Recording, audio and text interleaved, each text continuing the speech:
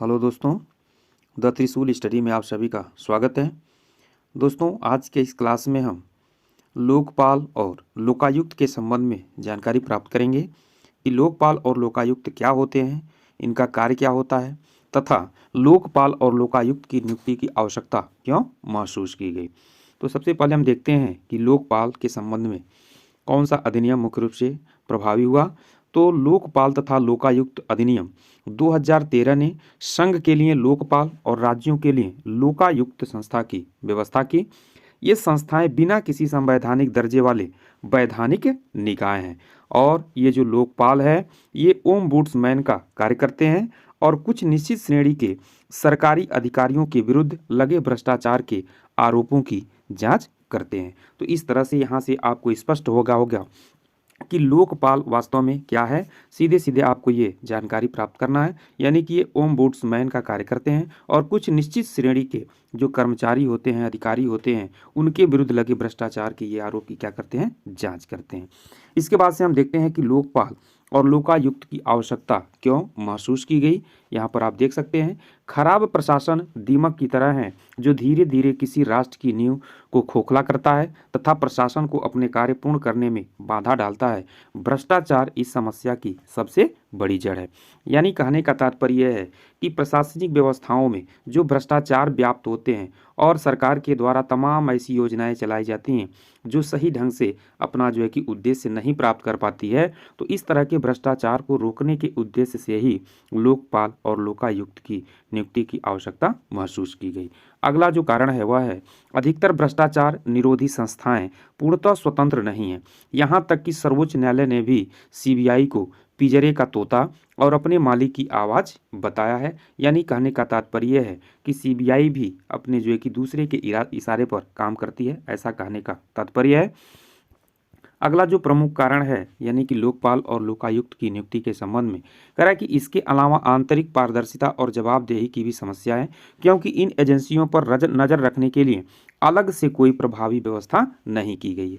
इसके साथ साथ इस संदर्भ में एक स्वतंत्र लोकपाल संस्था भारतीय राजनीति के इतिहास में मील का पत्थर कहा जा सकता है, जिसने कभी समाप्त न होने वाले भ्रष्टाचार के खतरे का एक समाधान प्रस्तुत किया है। यानी कि जो हमारे समाज में भ्रष्टाचार व्याप्त है, यह लोकपाल इसके समाधान के लिए प्रयास करेगा। इसके बाद से इसकी हम पृष्ठभूमि देखते हैं कि लोकपाल की शुरुआत कहाँ से होती है और धीरे धीरे अपने भारत में इसकी शुरुआत कहाँ से होती है और अंततोगत्वा लोकपाल की नियुक्ति किस प्रकार से की गई है। तो पृष्ठभूमि के संबंध में लोकपाल यानी कि जो ओम्बुड्समैन है संस्था की आधिकारिक शुरुआत 1809 में स्वीडन में हुआ था। यहाँ से आपको ध्यान देने की बात है कि इसकी शुरुआत 1809 में कहाँ से हुआ था, स्वीडन में हुआ था। 20वीं शताब्दी में एक संस्था के रूप में ओम्बुड्समैन का विकास हुआ और द्वितीय विश्व युद्ध के बाद तेजी से इस ओम्बुड्समैन का प्रचलन आगे बढ़ा। 1962 ईस्वी में न्यूजीलैंड और नॉर्वे ने यह प्रणाली अपनाई और ओम्बुड्समैन के विचार का प्रसार करने में बेहद अहम सिद्ध हुआ। यानी कि 1962 से इस ओम्बुड्समैन की विचारधारा का विकास तीव्र गति से हुआ। इसके साथ ही साथ युआना प्रथम विकासशील देश था जिसने वर्ष 1966 में ओम्बुड्समैन का विचार अपनाया। इसके बाद मॉरिशस, सिंगापुर, मलेशिया के साथ भारत ने भी इसे ओम्बुड्समैन को अपनाया। भारत में संवैधानिक ओम्बुड्समैन का विचार सर्वप्रथम 1960 के दशक की शुरुआत में कानून मंत्री अशोक कुमार सेन ने संसद में प्रस्तुत किया था। तो इस तिथि को भी आपको याद रखना है, यानी कि 1960 के दशक में कानून मंत्री अशोक कुमार सेन के द्वारा लोकपाल अर्थात ओम्बुड्समैन की विचार संसद में रखा गया था। लोकपाल एवं लोकायुक्त शब्द प्रख्यात विधिवेत्ता डॉक्टर LM सिंघवी ने पेश किया था। तो इसको भी आपको याद रखना है कि लोकपाल अथवा लोकायुक्त शब्द का जो प्रयोग है वो किसके द्वारा रखा गया, तो डॉक्टर LM सिंघवी के द्वारा इसको पेश किया गया। वर्ष 1966 में प्रथम प्रशासनिक सुधार आयोग ने सरकारी अधिकारियों, विशेष रूप से संसद सदस्य भी इसमें शामिल हैं, के विरुद्ध शिकायतों को देखने के लिए केंद्रीय तथा राज्य स्तर पर 2 स्वतंत्र प्राधिकारियों की स्थापना की सिफारिश की गई थी। यानी कि इसमें जो है कि राज्य स्तर पर 2 स्वतंत्र प्राधिकारी की स्थापना की जाए, ऐसी व्यवस्था करने की बात कही गई थी। इसके बाद से अगला जो बात कहा गया, वर्ष 1968 में यानी कि 68 में लोकसभा में लोकपाल विधेयक पारित हुआ, लेकिन लोकसभा के विघटन के साथ ही यह कालातीत हो गया, यानी कि जैसे ही लोकसभा का विघटन हुआ उसके बाद से फिर से इस पर काम नहीं हुआ। इसके बाद यह लोकसभा में कई बार कालातीत हुआ। इसके बाद से वर्ष 2011 तक विधेयक पारित करने के लिए 8 प्रयास किए गए, लेकिन सभी में असफलता हाथ लगी। यानी कहने का तात्पर्य यह है कि लोकपाल से संबंधित विधेयक 2011 में भी पारित नहीं हो पाया।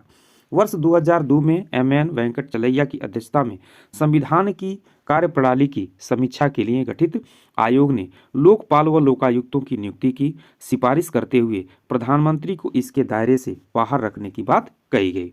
फिर से 2005 में वीरप्पा मोइली की अध्यक्षता में द्वितीय प्रशासनिक सुधार आयोग ने सिफारिश की कि लोकपाल का पद जल्द से जल्द स्थापित किया जाए। यानी कि 2002 में और 2005 में विशेष रूप से यानी कि लोकपाल से संबंधित बातों को रखा गया।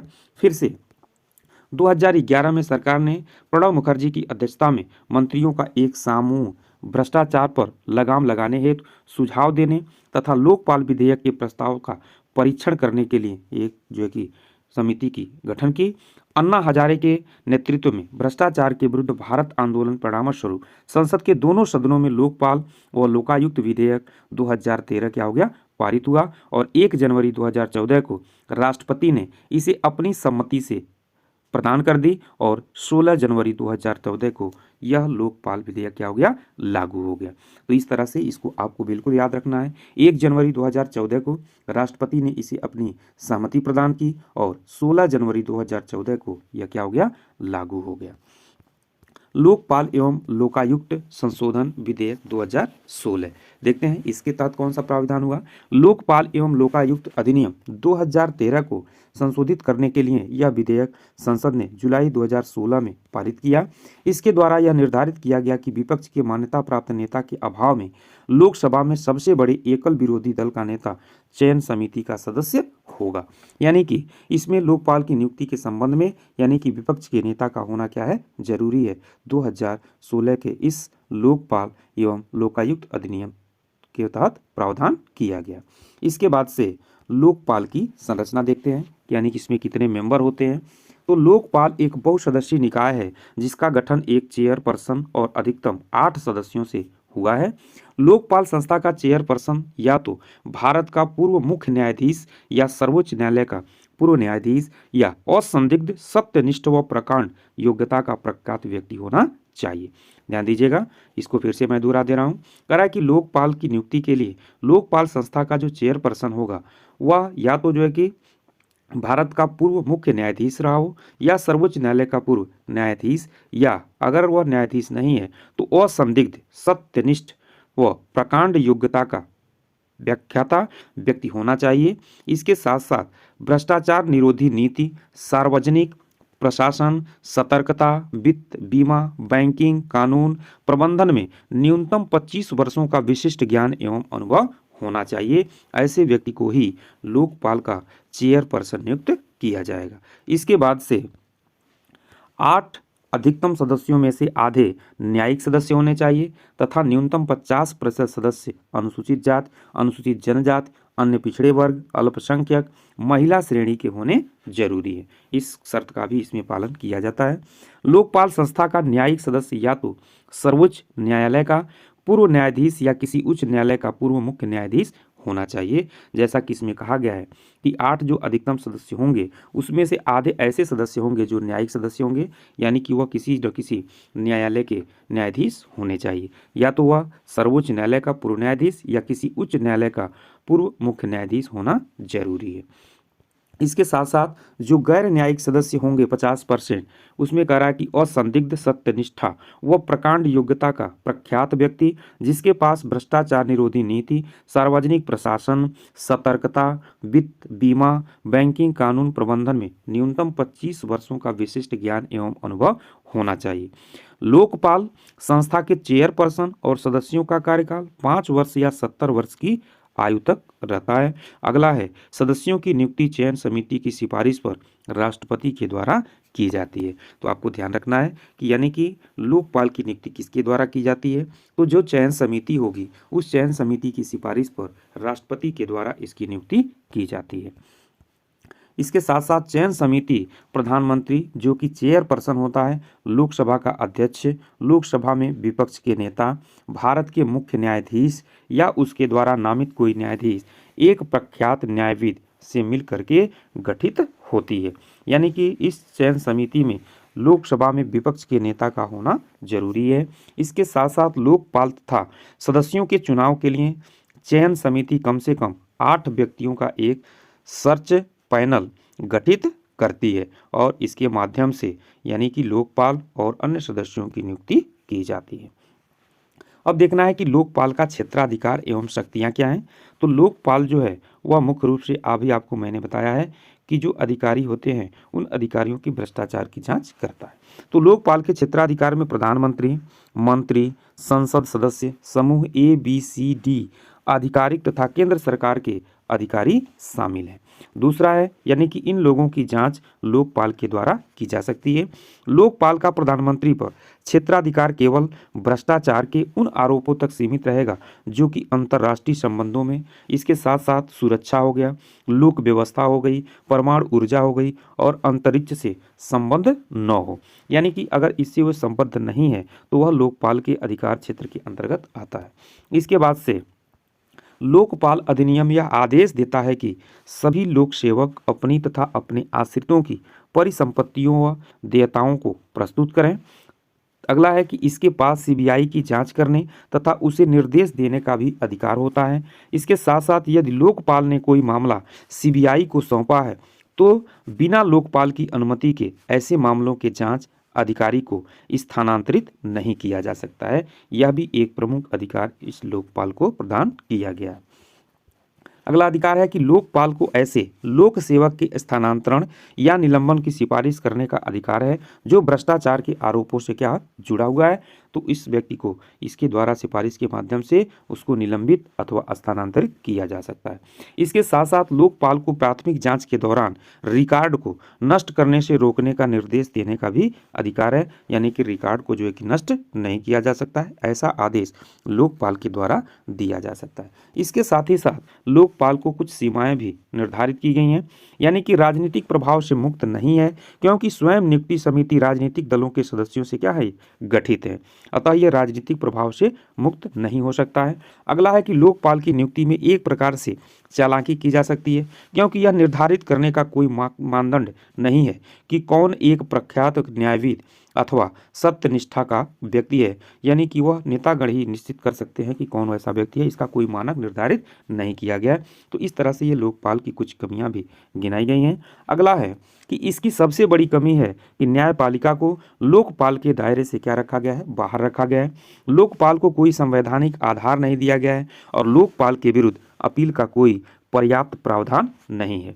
इसके साथ साथ लोकायुक्त की नियुक्ति से संबंधित विशिष्ट विवरण पूरी तरह से राज्यों पर छोड़ दिया गया है।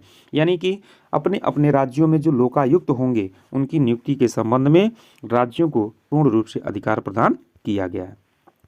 इस तरह से वर्तमान में हम देखते हैं कि एक लंबे समय के संघर्ष के बाद से भारत में लोकपाल की जो नियुक्ति है वो किस प्रकार से की गई। पहले लोकपाल हमारे देश के कौन से हैं, यानी कि प्रधानमंत्री की अध्यक्षता वाले चयन समिति ने इसी वर्ष मार्च के मध्य में सरकार का कार्यकाल समाप्त होने से कुछ दिन पहले सुप्रीम कोर्ट के पूर्व न्यायाधीश पिनाकी चंद्र घोष, या आपको यहाँ पर नाम याद रखना होगा, यानी कि हमारे देश के पहले लोकपाल नियुक्त किए गए हैं। कौन है, यानी कि सुप्रीम कोर्ट के पूर्व न्यायाधीश पिनाकी चंद्र घोष को चयन देश के पहले लोकपाल के लिए किया गया है, जिसे राष्ट्रपति ने विधिवत मंजूरी दे दी। और लोकपाल में अध्यक्ष के अलावा 4 न्यायिक सदस्य और 4 गैर न्यायिक सदस्य भी नियुक्त किए गए हैं। अभी मैंने आपको बताया है कि इसमें 8 मेंबर होते हैं, 4 न्यायिक सदस्य होते हैं और 4 गैर न्यायिक सदस्य होते हैं।